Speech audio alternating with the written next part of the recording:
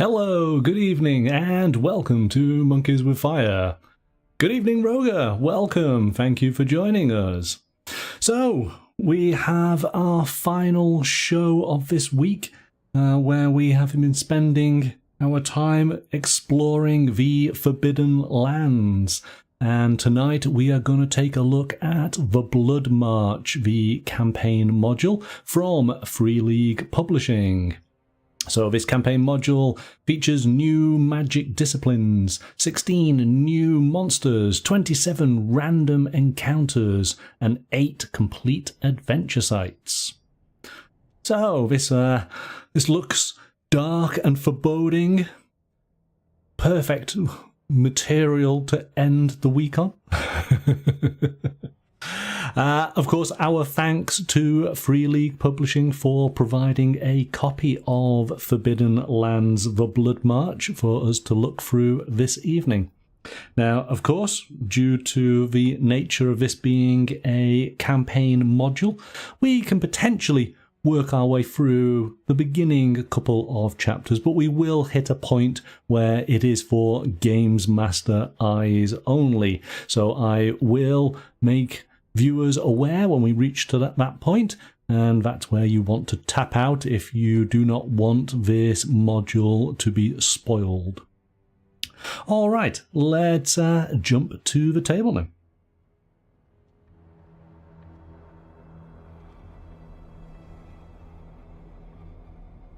So here we go. Let's take a look at the back. Okay. The plains of the Bloodmarch once blossomed so abundantly that hot days would see rivers of nectar flow through the vales. The mountains yielded ore so pure that shards of unforged iron could be used for axes. Of course, this was before the demon flood. Ever since the sorcerer... Oh, I see, here we go. It's already started. 4 lines in. Zygopher? That's an easy one. Zygopher. Is like Gopher the Gordon the Gopher? Zygopher? Had his demonic hordes lay waste to the country. The land has been dead and deserted, apart from the twisted nightmares that now roam its plains and forests. Yet there should be much treasure to find for those brave enough to face their fears. The Bloodmarch is an epic campaign module for the Forbidden Lands retro fantasy survival role-playing game, describing the demon-infested lands west of Ravenland. It contains 3 new magic disciplines: Magma Song, Mentalism, and Dream Magic. Rules for travelling in the Bloodmarch, including 27 new random encounters. 16 new monsters, including the Fire Wyrm, Salamander, and Hoverfrog. The Legacy of Horn campaign, including 10 key players who all seek to dominate the Bloodmarch. 8 complete illustrated adventure sites playable in any order. And an epic campaign finale, giving the adventurers the chance to decide the future of the Bloodmarch. And it does note, to make full use of this book, we recommend the Bloodmarch map and cards pack, which is sold separately. Unfortunately, I do not have that to be able to share with you tonight. We just have the book. So let's jump on in. And I think that if you've watched the shows this week, you're already going to have a good idea of what we are going to face. Of course, the book is created in the same high quality that we have come to expect from Free League Publishing. It is a hard-backed book. The paper is matte, nice and white, with very legible text fonts, so everything stands out very, very easily. It's very important that the information is clear and easy to read. We do have some italics in there for elements of text that we might read out to players. But for the most part, it's all just easily readable text, which I appreciate as my eyes get older. We have, of course, our roll tables. So, yes, it all fits nicely with what we have experienced in all of the books that we've taken a look at this week. Okay, so first of all, let's take a look. The Bloodmarch. So what do we have? These are the lands west of Ravenland. We did the Bitter Reach, which was north. I feel as if we need to have a book that's going to deal with east and south. What do you think, Roger? Do you think they should venture to those lands? And if so, what type of terrain might that book cover? We've had icy tundra to the north, demon-infested volcanic region now to the west, and our central location of the Ravenland had a little bit of a mix of everything. It was mainly grassland sort of areas, wasn't it? So what do you think they should do next? But let's see, do we have any points of interest? Clester Hills, Ashen Vale, the Wailing, Lake Vole, forests and mountains, you're thinking. What about deserts? What about a desert terrain? I guess, you know, the Bitter Reach effectively is a cold desert, isn't it? Firestead. Again, I love this kind of art style. Nice and clear. We have our credits page. Lots of people, of course, work together to bring these games together for us. Our contents, what do we have? Again, it's very familiar, isn't it? We have a brief introduction, a little bit of information about the Bloodmarch. It goes on to magic, detailed rules on journeying in the Bloodmarch, because of course it's going to be different terrain than what we experienced in Ravenland, and the Bitter Reach had its own unique rules for journeying. And then it jumps into the actual campaign itself, the Legacy of Horn. I think that's probably where the cutoff is going to be for those who do not want the campaign being spoiled. But we have artifacts, mentions key players, we have an additional bestiary here, so we are racking up the number of monsters we can potentially meet in our games of Forbidden Lands. Random encounters, and then we have our adventure sites, and we have a summary once the campaign is finished, the aftermath. Alright, let's take a look. So we have our overview, the arrival of the Seven.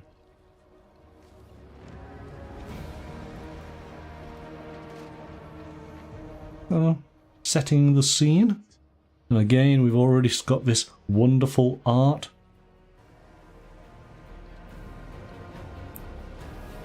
So the Bloodmarch is Ravenland's neighbour to the west, known for its barren plains and proud rivers, who worship the... barren plains and proud riders. It's a riders. Who worship the holy volcano known as Horn. Oh, I feel like I want to find where this volcano is. Where is the Horn? I would have imagined it might have been here. Or here.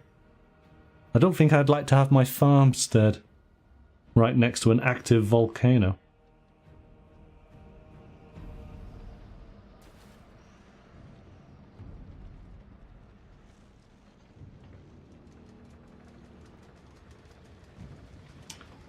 Okay, So in Ravenland, the country is often referred to as the Ashen Vale. And so it does tell you, I did notice on the map, there is a valley through the mountains to be able to get to this region. It's given us a little bit of history about the war between King Algarod of Alderland and the renegade sorcerer Zagopher. I'm going to constantly want to call him Gopher. Opening portals that allowed demons to come on into the world. And this is referred to as the Demon Flood.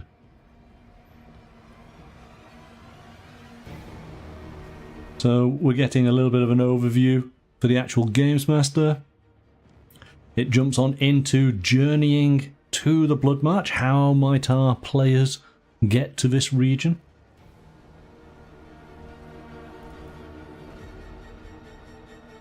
Maybe they're going to plunder or settle. So it's given a variety of different suggestions as to why they may be travelling. We get the lay of the land. This is something that I like, these crimson forests. The main feature that distinguishes the Bloodmarch's natural environment from that of its neighbouring countries is that the vegetation in certain areas has been tainted by demonic influences. Such places are commonly known as crimson forests. And when I read that, all I could think of was H.G. Wells' War of the Worlds, the red weed, and just seeing all this red vegetation, this otherworldly vegetation. I thought that was quite a cool idea. Rogi is saying again, the book, like the others, has fantastic artwork. It does, doesn't it? It really does. It's so, I mean, obviously it looks just like pencil sketch, but it's beautiful. It's so, so nice. We've got details here about the kin and the gods. Horse clans. He was talking about riders, not rivers. Now, one of the professions is a rider, isn't it? I wanted my goblin to be a wolf rider. She ended up being a rogue instead. We have red elves. We had ice elves before, red elves now. What are the dwarves like? The dwarves in Bloodmarch are based in Firestead. So I saw that, don't I? Where through isolation they have managed to defend their only city, Helya, from the demonic plague. All right, hang on, where's Helya?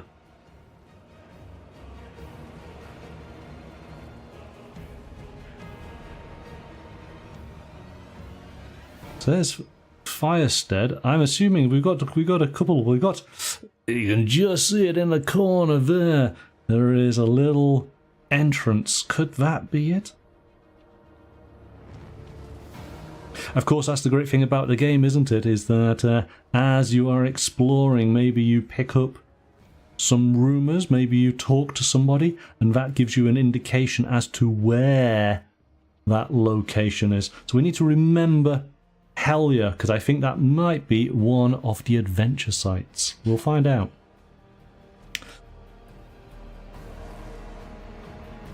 So it gives us details, and I like how these books do that. They give us an update on all of the kin, what their conditions are like in this particular region. Oh, sorry, this country, but the fact of we do have regions within, don't we? So we have the Ashen Vale.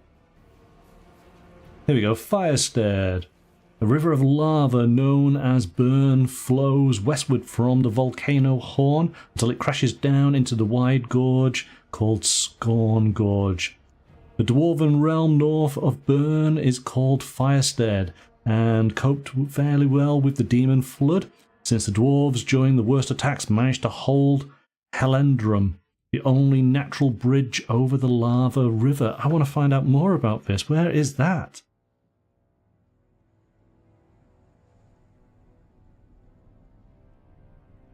is this? I think this might be the lava river. In fact, I can see potentially a bridge just there. This is where having the map, because it's a full colour map, would help. Okay. The dwarves are restlessly hunting down all the hateful miscreations and digging lava ditches through the use of magma singing. Oh, okay. So we have section on magic, and this is going to introduce, well, Magma Song. Magma Song is a sub-tradition of Stone Song, dedicated to the volcano god Horn in the Bloodmarch. Magma singers can control lava, fire, and hot water. This is making me think a little bit, dare I say, if you're watching the current season of the Rings of Power, the dwarven lady, what's her name, Daedra? She sings to the stone, to the mountain, doesn't she? So this is something similar. Except this was written long before Season 2. But what else can you do? Fire memory, fire wall, summon a Fire Wyrm. Of course, I'm gonna have to like all of this fire and magma magic, aren't I? Combustion, fire's friend.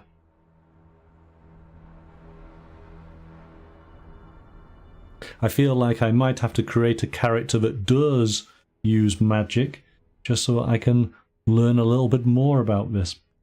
Mentalism. The moon elves of Anoma, beyond the seas, were masters of mentalism, the magical tradition that affects the perception, memory, and will of intelligent creatures.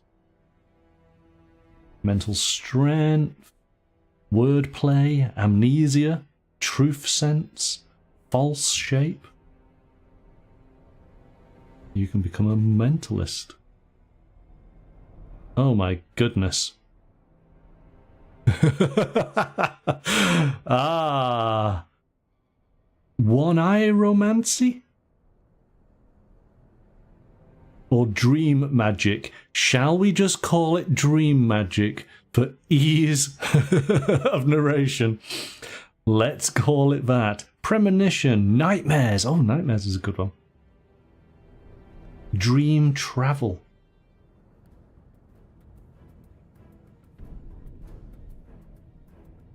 Sand sleep. Magnetism. This is actually quite a few magical disciplines here. Yeah, magnetism, form of iron-based magic developed within the Rust Church warrior cult of the Iron Brows.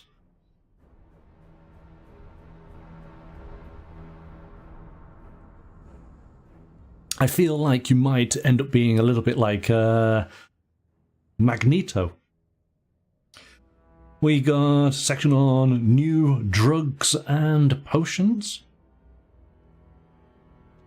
Lycopodium powder. Can be used against demons and blown at a demon within arm's length range.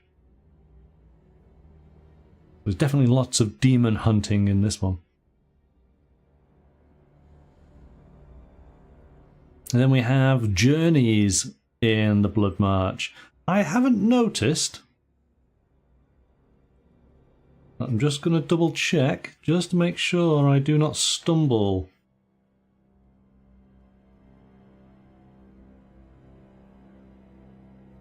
Aha. I think that's going to be it. Okay. I don't want to... I've got to make sure I put the spoiler up, don't we? We don't want to ruin anything. So we got new terrain types. What do we have? Bloodmarch has forest, plains, hills, and high mountains, but also 3 unique terrain types: Ashlands, Firelands, and Crimson Forest. So the black ashlands are desert-like plains of volcanic ash where nothing grows. In this terrain type there is nothing to hunt, nor any edible plants to forage. So again, it's a hot desert, isn't it? A dead, ashen desert. The firelands, the magma flows so close to the surface that the ground burns under one's feet. There are no edible animals to hunt. These are very bleak areas. And then the Crimson Forest. The most peculiar terrain type is the Crimson Forest. Blood-red demon jungles tangled like spilled entrails in a strange landscape where grotesque hybrids of animals and plants roam in search of prey. Awesome! And of course that's what's depicted on the cover, isn't it? It feels as if you're kind of covered in these large sort of mushrooms, fungi. It feels as if near enough you're inside a sort of musculature or veins and organs. That's actually quite cool. I like it. So, oh, right, you can develop Crimson Sickness. Adventurers who enter a Crimson Forest risk contracting Crimson Sickness. Ooh, oh, okay. Bloodshot eyes, blood streaks from vessels in the skin of the neck and torso, pulsating blood vessels on all limbs. And then you might develop growths on the body, deformation of the face and hands, tentacles on the back and hips, boils and red slime. Oh yes. We got mishaps in the Ashlands. So again, we had similar kinds of tables, didn't we, as part of the Bitter Reach. Mishaps in the Crimson Forest, acid swamps, itching seeds and shrieking plants.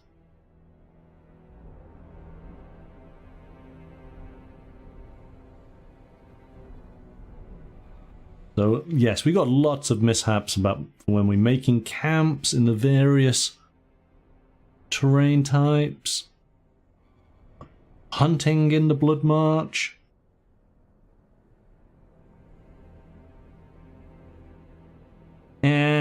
And that's it. So let's just bring this up. This is as far as we can go with anybody who hopes to play the Bloodmarch. So if you do intend to play, now is the time to tap out so that none of the hidden aspects are spoiled for you. But if you're the GM and you want to play this game with your players, then travel on with us now. So, we have Legacy of Horn. Again, I pointed this out on the Bitter Reach. If you didn't catch this, just this little paragraph here. Welcome to the Games Masters section. Players should read no further. I feel like we needed this page to be a stop now, players, before we moved on. It's very small. So we're going through the actual campaign, giving us a lot more information. Overview of the campaign. We have 6 major elements and then the aftermath, and it is going through those points. I'm not going to dwell on them because actually I prefer looking at the adventure sites, but that gives the GM the breakdown of how the campaign plays out. We then go on to the various artifacts. I imagine this will be the same as the Bitter Reach in that if you got the map and card pack, the artifacts would all be available as cards be able to give to your players. What do we have? The Helm of Horn, the Arrows of the Fire Wyrm, the Glass Tooth Serpent's Bane, the Goblet Staff of Hav, and Seller's Dragon Boots. And so we get to see some of these artifacts. Again, artwork is just stunning. Beautiful artwork.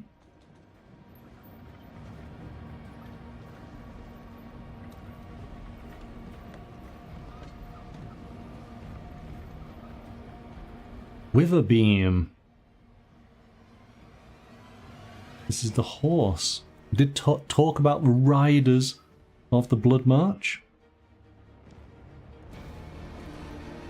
And so we get introduced to the key players.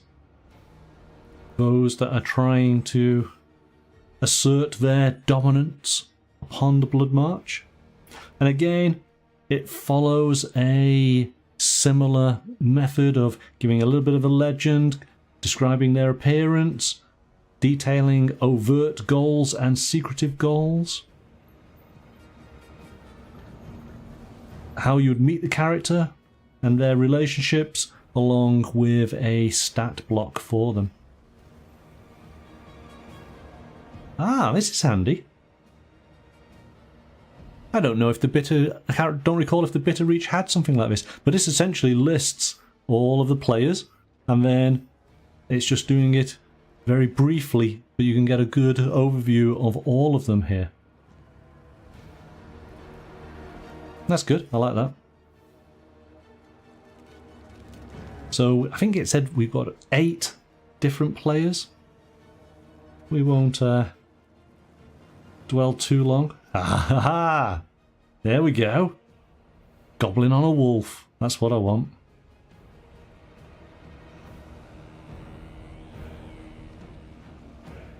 Oh wow. The worm creature.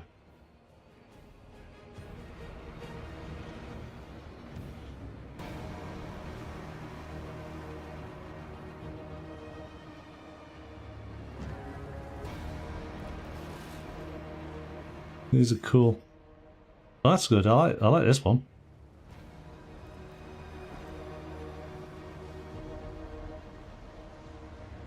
So we got quite a few. I think this is the character from the front cover.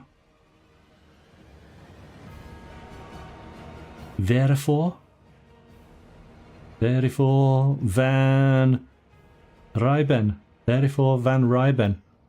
Let's go with that. The Dreamstress.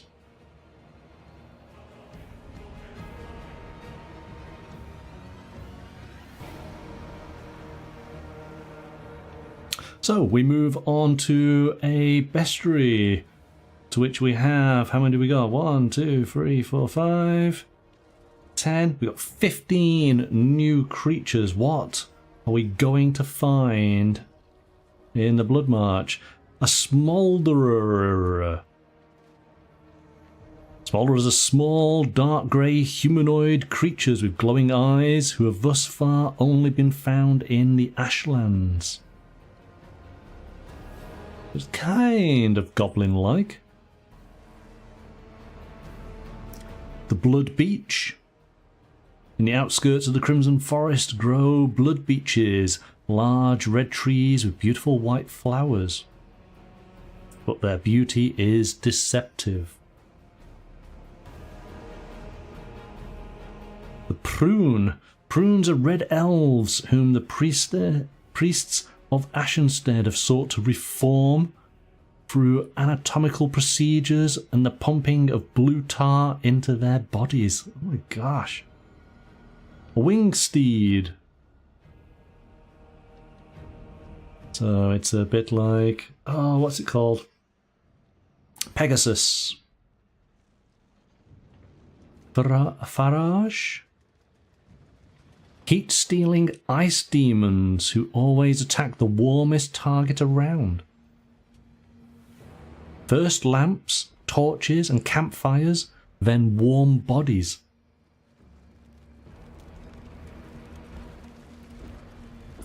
A grave lily. They're so inventive with all their different creatures. I mean, we've had a little bit of, you know, an ice dragon. We had an iron dragon before. Oh, this is cool.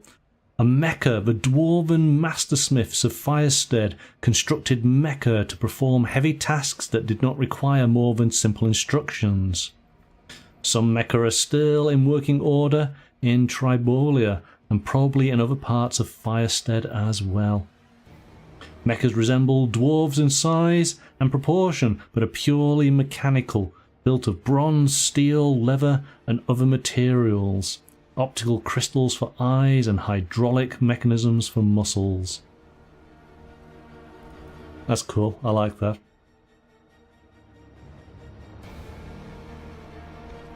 Salamander. Oh wow, look at the size of this. Sarcoptes. Strength 26. Sarcoptes, commonly known as flesh rippers. Yeah, okay. Forest star. Slime snails. Again, this is huge. We've got possibly an elf being depicted there.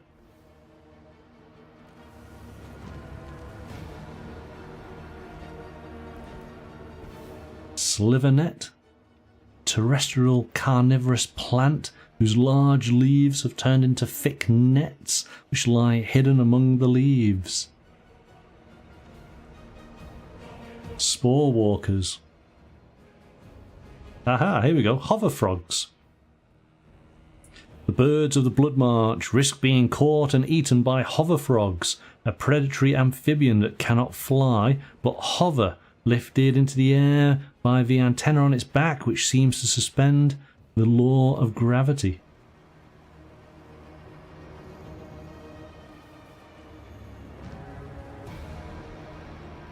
Okay, we then have a selection of typical NPCs that might be found in the Bloodmarch. Again, this is what I do really like about Forbidden Lands. It's a lot of randomness. We can have just jump to one of the tables or to some of these areas here and just grab a random character or have an event that might happen. It just mixes everything up and just gives the GM that freedom to be able to just pull directly from the book. So we had some NPCs, and then of course we do have the encounters. 27 new encounters. Let's find one. Of course we've got our table here. Depending on what terrain you might be in and what you roll will determine what you find.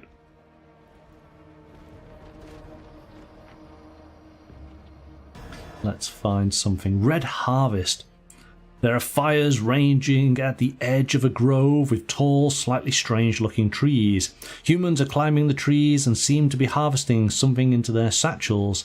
Lying on a flat rock is a naked woman tied up with leather straps in a supine position. Some other people are torturing the poor woman with torches and red-hot irons.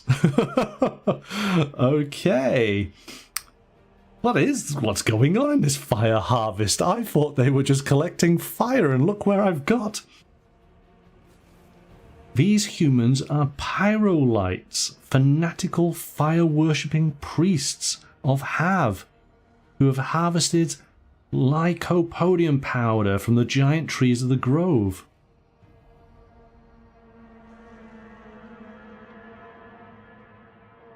Oh, okay.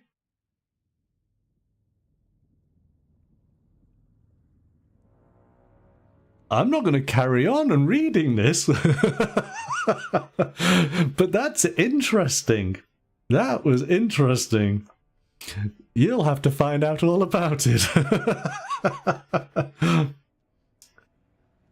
What I can say is looks are deceiving.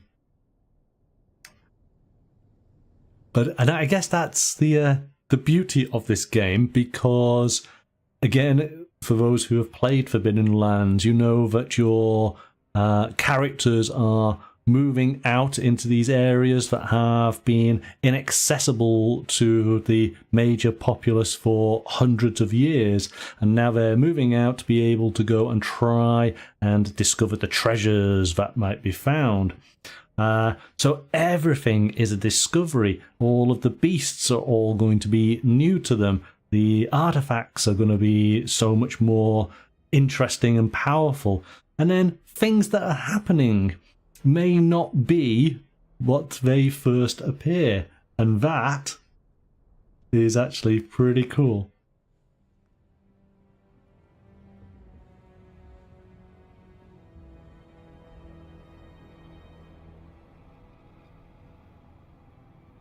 I do like all these. And again, I think that these type of little encounters, you know, you should obviously use them in Forbidden Lands, but they could be worked into other types of games, couldn't they? It's just having the ideas. And these books, these campaign modules are just full of ideas. So we've got all of our encounters, but now we have our adventure sites. And again, it follows the format that we are already familiar with. It tells us the type of adventure site. So this is a settlement, gives us a little bit of background, how the players may discover this particular site, the legends, and then looking at the various locations of the adventure sites, all of which are numbered. And we should come to, there we go, a lovely little map. And essentially, it's for the players to basically wander and explore, picking up little bits of information that may lead to other elements, and they discover a story in this site. And you could spend with your players, you could be exploring the general wilderness for a while. You come across one of these adventure sites. This is your play for the evening. You complete the site and you wander a little bit out of it to make camp, and that's the end of your session. So there's, you know, depending on how often you play, once a week, there's a good 10 weeks worth of material plus in this book alone. Roger, you're saying you like the little encounters too. Neat idea to have them in the book. Yes. Well, this is very much what Forbidden Lands is made of. All of these, we've got the adventure sites, but we have those random encounters as we go through. So we got Ashenstead.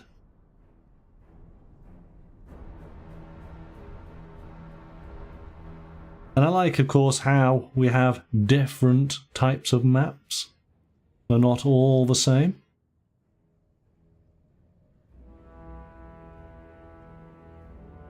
Little villages and dungeons. Some of them at different scales.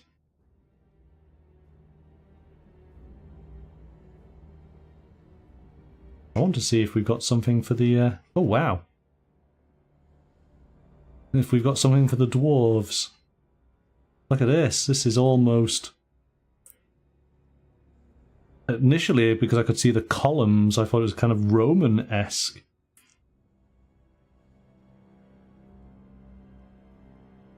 In fact... oh, gosh, there's a place in... I think it's Turkey that has these flat areas where these little pools.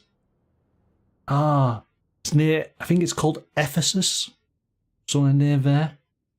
Quite famous. I'm probably saying that wrong, so I do apologise.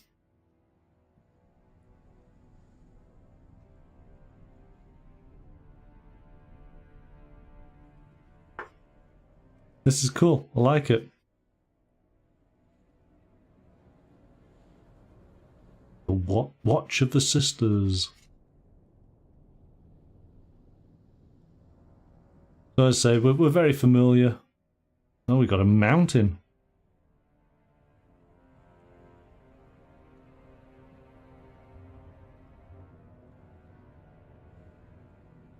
I think our dwarven area is somewhere else.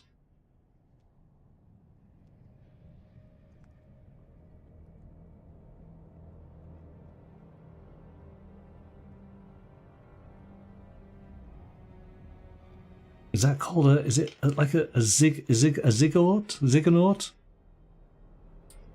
It's like a South American pyramid, isn't it? Saying it wrong. You know, I always get my words wrong, don't I? But you know what I mean. Oh wow, look at her.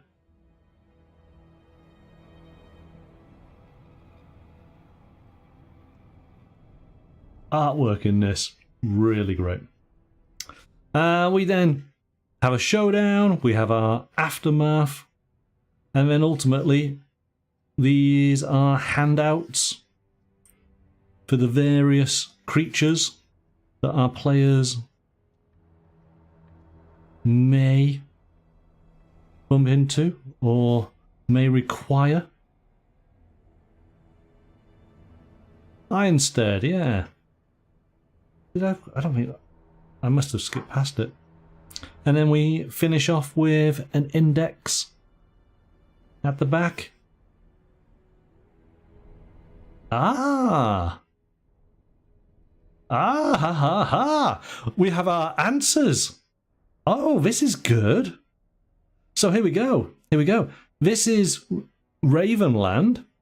So this is the initial region in the main game. We went and looked at the Bitter Reach. So we've already seen that.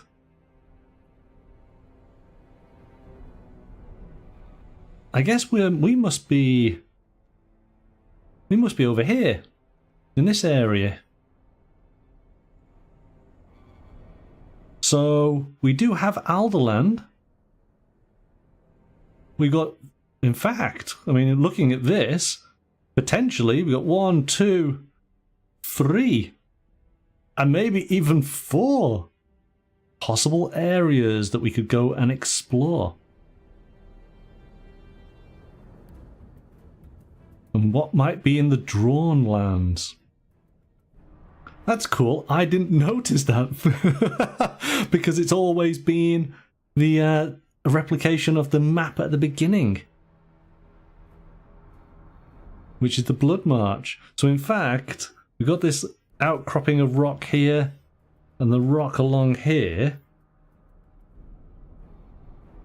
So that's this part of the rock there. Is that...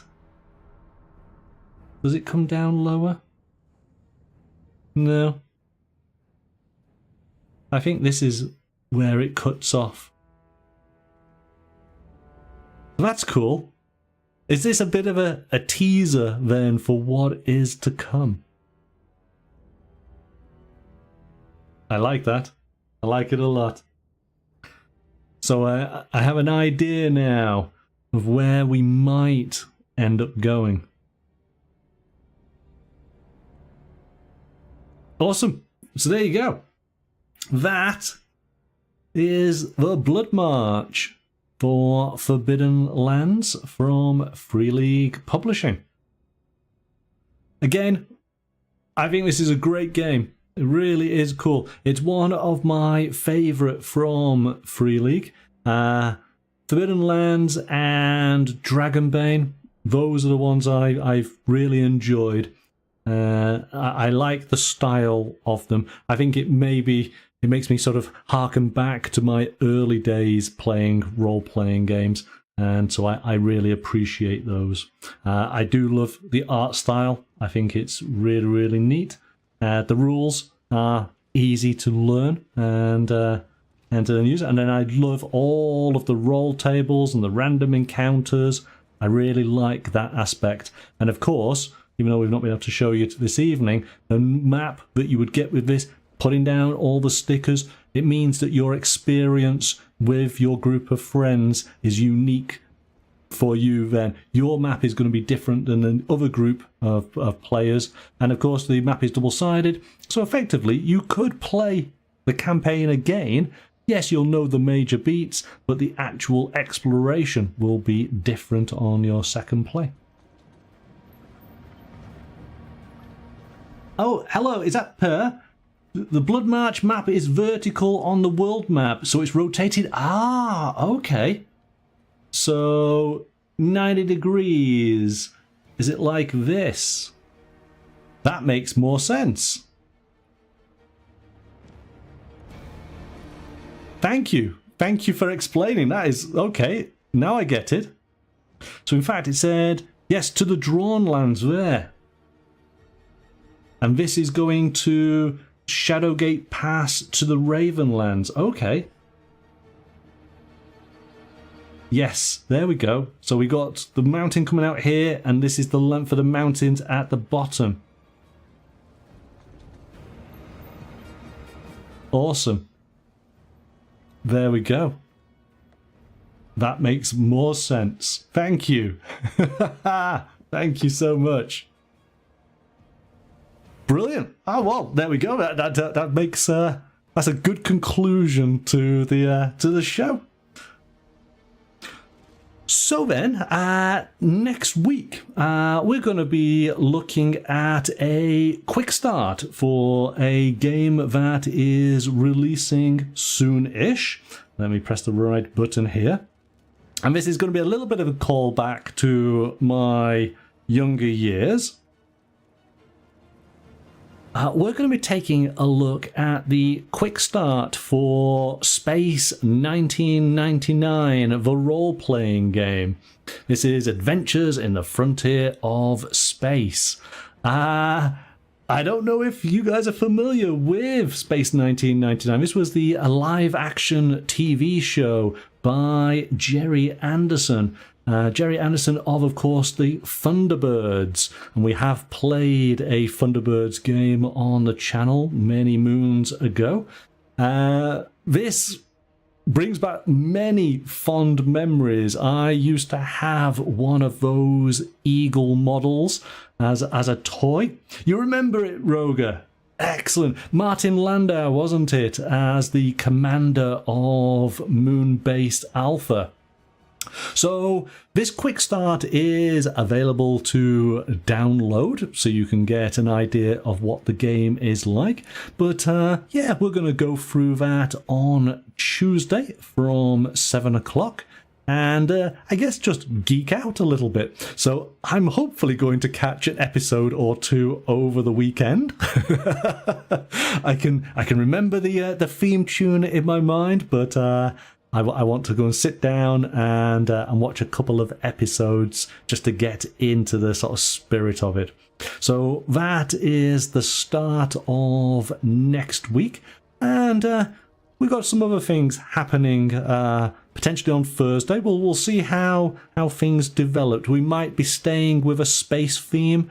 There again, we might be going somewhere else. Who knows? You know what it's like. Things change so rapidly on the channel, don't they, from week to week. All right. You're gonna watch an episode over the weekend too. Yes, there we go. That's a good idea. And then we can geek out about it. Excellent. Okay, well, everybody have a fantastic weekend, and I look forward to seeing you on Tuesday from 7 o'clock as we go and explore Space 1999, the role-playing game from Modiphius Entertainment.